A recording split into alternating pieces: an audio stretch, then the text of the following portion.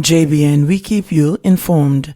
I am Michelle Jones, and in the news, woman allegedly stabbed to death by grandson's friend during dispute. A bloody domestic dispute in Marley District in St. Anne's Bay, St. Anne, on Sunday night resulted in the stabbing death of a 63-year-old woman and the wounding of her husband and son. The deceased has been identified as Pauline Bingham-Brown, an office attendant of Marley District. Reports are that about 10:20 p.m., Bingham-Brown was involved in an altercation with a grandson of hers. The dispute later escalated, and at one point, a friend of her grandson allegedly used a knife to inflict a wound to her upper body. Bingham-Brown's husband and son both intervened and were also stabbed during the incident. Residents later alerted the police, and the wounded persons were assisted to hospital, where Bingham-Brown died while undergoing treatment. Her husband and son were treated and released. It is not immediately clear if the attacker is in police custody at this time. 19-year-old accused of shooting taxi driver and stealing vehicle. A 19-year-old St. James man is accused of robbing a taxi driver of his motor vehicle at gunpoint nearly 2 months ago. The accused, Alonzo Vincent, of Rose Heights in St. James, has been charged with illegal possession of firearm, illegal possession of ammunition, robbery with aggravation, and wounding with intent.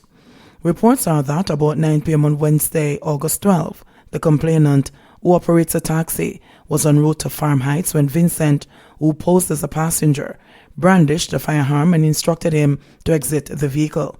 It is further reported that Vincent opened gunfire at the complainant, hitting him several times before escaping in the motor vehicle. The complainant was taken to hospital by a motorist. Vincent was arrested on Friday, September 25, and is subsequently charged.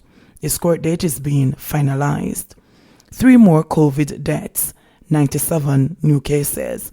An additional 3 COVID-19 related deaths and 97 new cases were recorded across Jamaica on Monday, according to the Ministry of Health and Wellness. The deceased are a 60-year-old female from St. Elizabeth, a 99-year-old female from St. Catherine, and an 86-year-old male from Kingston and St. Andrew.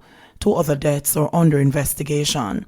The latest fatalities bring the death toll from the coronavirus in Jamaica to 123. The 97 new confirmed COVID-19 cases bring the total number of cases on record for the island to 7,109. Recoveries increased by 39, bringing total recoveries to 2,674.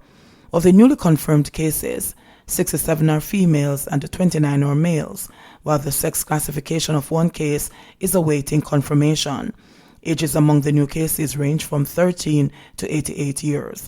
The cases were recorded in Kingston and St. Andrew, 32, St. James, 22, St. Catherine, 14, St. Mary, 7, St. Anne, 6, St. Elizabeth, 4, Clarendon, 3, Hanover, 3, Trelawney, 2, Westmoreland, 2, St. Thomas, 1, and Portland, 1.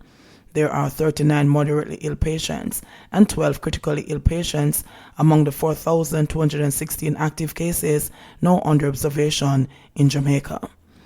Up to 15 years or $5 million fine for dog owners whose animals maim or kill. Dog owners whose animals injure or kill a person could be imprisoned for up to 15 years and or fined up to $5 million. The stiff penalties are contained in the Dogs Liability for Attacks Act 2020, which outlines the criminal and the civil liability for the owner of a dog that attacks, injures, or causes the death of a person. Justice Minister Delroy Truck, who opened the debate in Parliament last Tuesday, said the bill, which is intended to repeal and replace the more than 140-year-old Dogs Liability for Injuries by Act of 1877, is aimed at encouraging persons to manage and control their dogs. This bill is not intended to frighten or penalize dog owners. It is meant to increase the awareness of dog owners about the importance of keeping and caring for dogs under their control, Chuck told the House. He stated that over the years, there have been too many cases of debilitating injury and death caused by attacking dogs. The horror ordeal endured by the most recent victims has made the issue impatient of a resolution. The Justice Minister said the bill is also aimed at providing compensation for victims of dog attacks. He noted that the existing law provides civil remedy for victims, which means that the owner has to be sued in order for the victim to be compensated. This bill will introduce criminal liability in addition to the civil remedy that previously existed, so that whether the victim pursues the civil remedy or not, the owner may be prosecuted if any of the offenses set out in the bill have been committed, said Chuck. He insisted that all dog owners have a responsibility to ensure that their animals do not pose a danger to members of the public. Every dog owner, which means in virtually every Jamaican home, is hereby put on notice to ensure their dogs are properly and effectively kept under control and in their private space.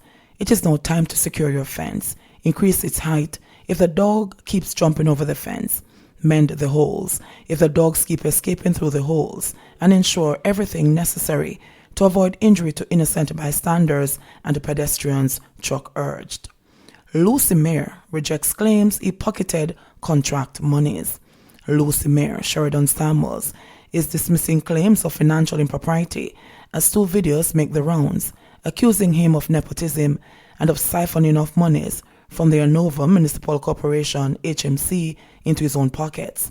In one of the videos, Samuels was accused of giving contracts totaling in excess of $7 million over 4 years to a family member. At a press conference yesterday, the mayor rejected the allegation. In terms of video one that I've seen, it has been stated that this gentleman is my stepson. That is false, said Samuels, who said the claim was causing serious problems within my relationship.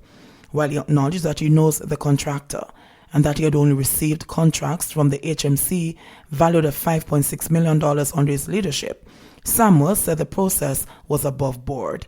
He said that there was allowance for persons who were not registered contractors to be given contracts for up to $2 million without breaching procurement guidelines. You do not need a contractor certificate. You do not need to go to school to be contracted to clean drains and bush road banks. So these allegations that you're seeing out there do not hold any water, said Samuels, who heads the People's National Party PNP majority in the HMC. No one can ever state that they have returned funds to me, which is within the video itself, he added, pouring scorn and allegations that monies from the contracts ended up in his pocket.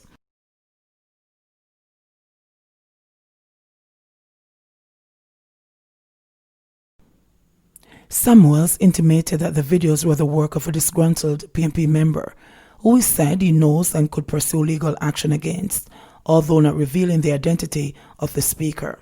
The mayor said he believes the videos to be part of a smear campaign to hurt his chances of re-election as councillor of the Caldwell Division in the upcoming local government polls constitutionally due next month. He questioned why no fuss was being made over other payments made to individuals in other Hanover divisions. What about the other divisions? He asked. You have divisions that have given out work for $5.9 million, and that is one person over the period. There are other individuals who have received contracts valuing between $3.2 million and $5.2 million in other divisions, and no mention of them in the videos. He continued. We are one of the most audited corporations, so I do not want persons to be sending out things into the public, fixing and faking stories that we are doing anything illegal here, said Samuels, adding, it really hurts. Pregnant woman, COVID-19 patient, die in Western hospitals. The Western Regional Health Authority has confirmed the death of a pregnant woman and a COVID-19 patient in 2 hospitals within the Western region. The 25-year-old pregnant woman was admitted at the Noel Holmes Hospital on September 24. The authorities said she went into sudden cardiac arrest on Monday and resuscitation efforts failed. An investigation has been ordered into the matter and a post-mortem is to be done. The authority said counseling has been offered to the family. Meanwhile, the Western Regional Health Authority said it regrets to confirm the death of an 83-year-old male patient who has been treated for COVID-19 at the Savlamar Public General Hospital. The authority said the elderly patient was noted to be unsupervised on the isolation ward shortly after 12 p.m. on Thursday, October 1, 2020. He was pronounced dead half an hour later. The hospital said preliminary reports from the hospital indicate that he was improving at the time of death. Police investigations are ongoing into the circumstances leading to his death. At the same time, the authority is dismissing rumors regarding a burial of a baby who died at the Noel Holmes Hospital. This information is not true, as the body of the child is still with the funeral home, and the hospital had made attempts to get in touch with the mother, but those proved futile, the authority said in a press release yesterday. The authority further expressed condolences to the family members of all 3 patients. JBN, we keep you informed. Please remember to subscribe, like, share, leave us a comment, and click the notification bell to receive our daily news items.